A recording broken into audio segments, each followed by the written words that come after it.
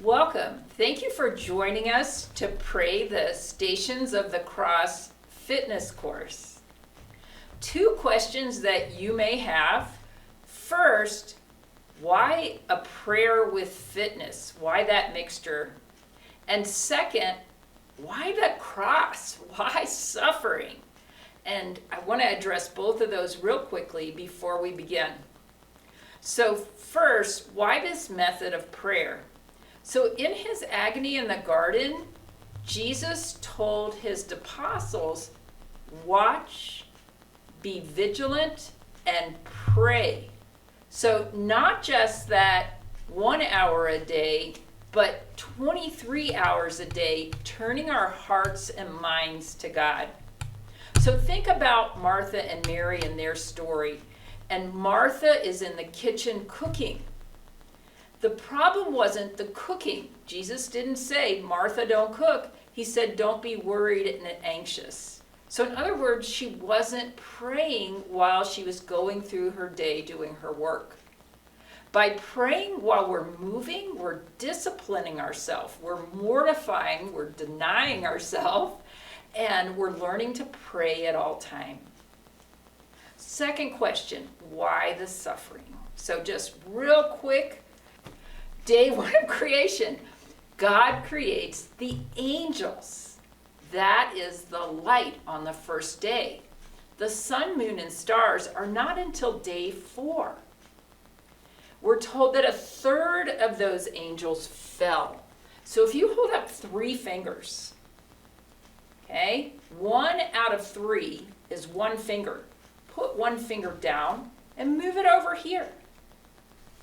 1/3 of the angels down here on earth, 2/3, the bigger number, they outnumber this side, 2-1, is up with God. And who else is on their team? They have Jesus, the Holy Spirit, Mary, St. Joseph, and all the other saints, the angels, right?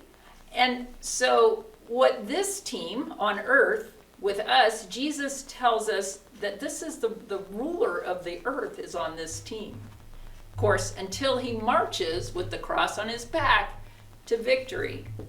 Okay, so if you're a prisoner of war, which we were captive before the cross, okay,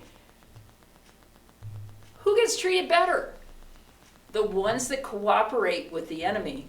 Okay, so when we're struck down, we can unite our suffering to that of Christ. Okay, we really need this help. Why? Jethro and Galatia are going to do a quick demonstration. Go ahead and blow up your balloons. Okay. Before the fall, day 3 of creation, Adam and Eve were filled with grace. So maybe Eve not so big. That's okay. She was maybe smaller. And because of the fall, they lost that presence of God dwelling in them. Yep, and you can let your balloon go. And when Jesus comes on the cross in his victory, he fills us, he gives us the sacraments, an even better grace.